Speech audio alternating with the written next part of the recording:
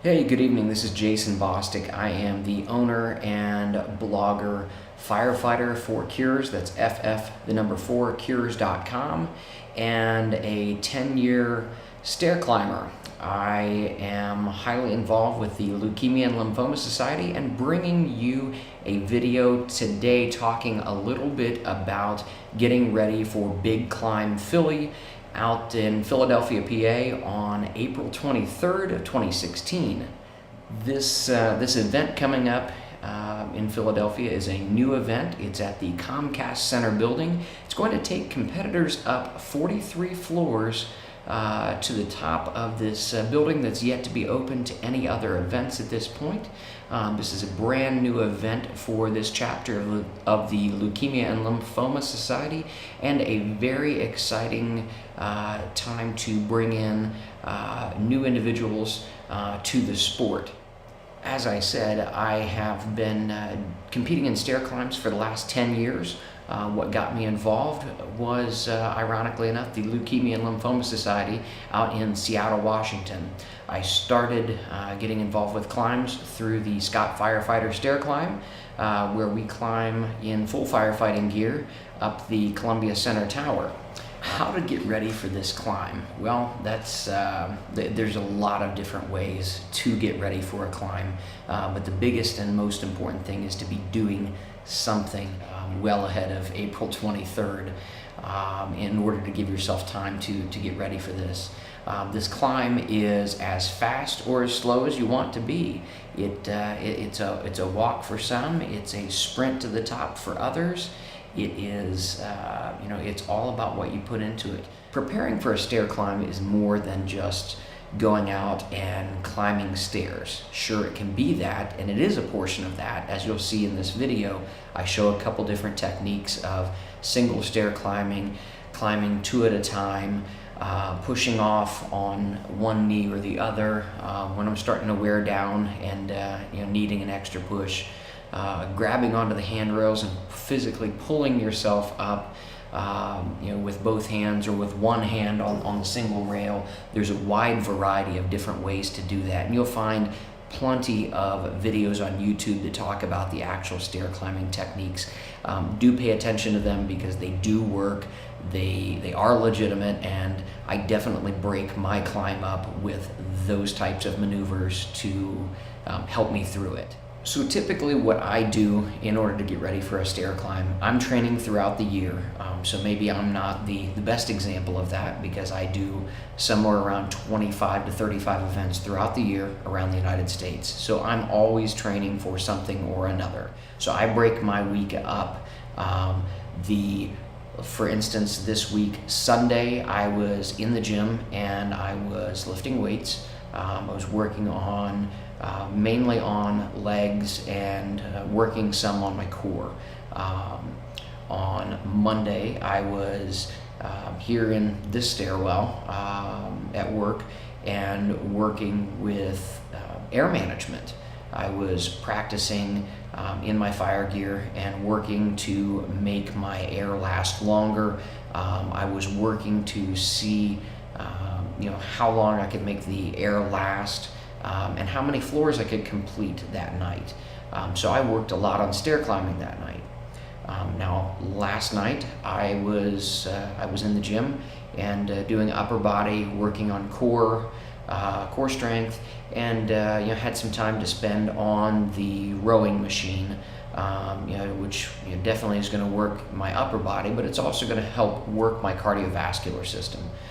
So it's things like that. It's breaking up that workout throughout the week. If you just go out there and for 5 days straight find the nearest stairwell and climb it for an hour a day, you are going to see results, but you may not see as good of results as if you were to break that week up and look at other things. This is more than just leg strength. This is more than just getting your feet ready to climb and stomp up that many floors. It's about keeping this part functioning. It's about that cardiorespiratory system being able to have the amount of output it's going to take to get you to the top of Comcast Center building or whatever stair climb it is that you're getting ready for. So that's a key part, is getting that part of your body prepped. If you don't do that, if you're not out there either hitting that rowing machine, using the elliptical machine, and maybe doing some sprints upstairs, or doing some road running, if you're not out there doing those, you're not really going to be pushing yourself as much as you really need to be.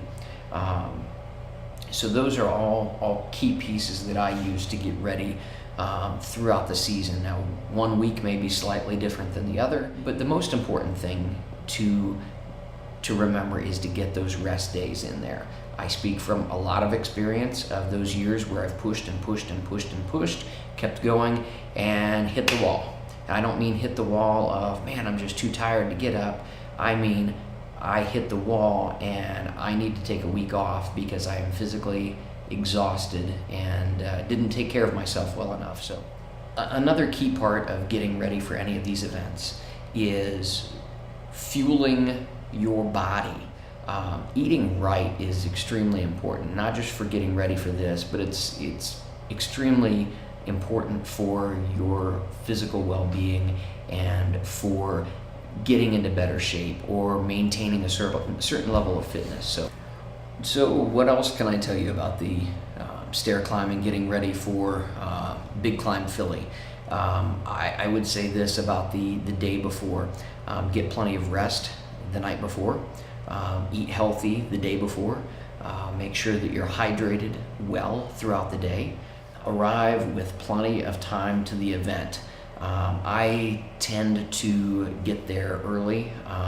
For most of my events, I try to be there about 2 hours early for a variety of reasons. One, I want to get there, find the layout. I want to find parking. I want to find, if I have to pick up my race bib that day, which if you're coming in from out of town, making sure that you've got the ability to get there and pick that up. And also to figure out where I am going to set up camp at. Where am I going to toss my yoga mat down? Where am I going to kind of stage my gear at and get ready and kind of have my own space to start getting stretched and warmed up and in the zone for the event. So those are all things that I like to do the morning of, and plus that you're not going to be late to what your start time is. At the bottom of the stairwell, you're spaced out pretty well. You're taking off every 10 seconds or every 15 seconds, whatever they decide on that day for this event. But you're taking off 10 seconds, next person starts in 10 seconds, and so forth. So you're staggered. As you get further up the tower, that's where things start to get a little bit more chaotic. That's where things can start to get a little bit more constricted. You go from having all this space in the stairwell here and not being able to freely move around to begin to you have to start to pass other individuals and to get around them. If you notice that somebody's coming that is faster and getting ready to pass you, getting ready to overtake you, pull aside, let them through. It's a courtesy thing. It's also it's a safety issue. Scoot to the side, let them on by. If there's no one behind you, get right back to grabbing both stair rails if you want to, both handrails if you want to, and continue on climbing. As you get closer to the top, a lot of these events, it's going to get even more constricted. I remember climbing World Trade Center 1 last May, and there were pockets of 20 and 30 people deep at some points. And it was very difficult to jockey for position and keep moving up the tower. So one of the things that I like to do with every climb, I take that paper, I draw a really crude picture of the outline of the building, put the finish number at the top, starting number at the bottom. I break that down into 4, maybe 5 steps. Maybe it's 10 floors. So for this one, for the 43 floor climb, maybe it's 10 floors, 20 floors, 30 floors, and then 43 at the finish. What am I going to be doing at each one of those? Am I going to be climbing single steps until the 10th floor, and then double steps, and then single steps? What am I doing? But break that down. When you break down your stair climb, when you break down this event, when you break down any event in life into much smaller chunks, it becomes manageable. It becomes a goal that you can attain, and then you move on. You hit that goal, and then you move on. If you have to stop The worst thing that you can do is get all the way down to your hands and knees and squished back on your calf muscles, compressing all your leg muscles. After you've been climbing 20 or 30 floors, it's going to be extremely difficult to get up. If you have to get down and you're on your hands and knees, stretch your legs out, move off to the side. Don't stop partway up the steps. If you need to stop going up the stairwells, stop on one of the landings, stop up by the door at the next floor, scoot off to the side on one of those flat landings as you reach the next floor. That way you can allow other runners to come through. These are all little techniques, all little things that you can use to help make your race day and make everyone else's day go much smoother, make the event go much smoother and more enjoyable for everyone. Again, like I said, I was asked to put this video together and kind of give everyone a little bit of insight into Big Climb Philly and let you know what you have in store on April 23rd. Hopefully you found the video to give you a little bit more information and get you ready for your climb out there.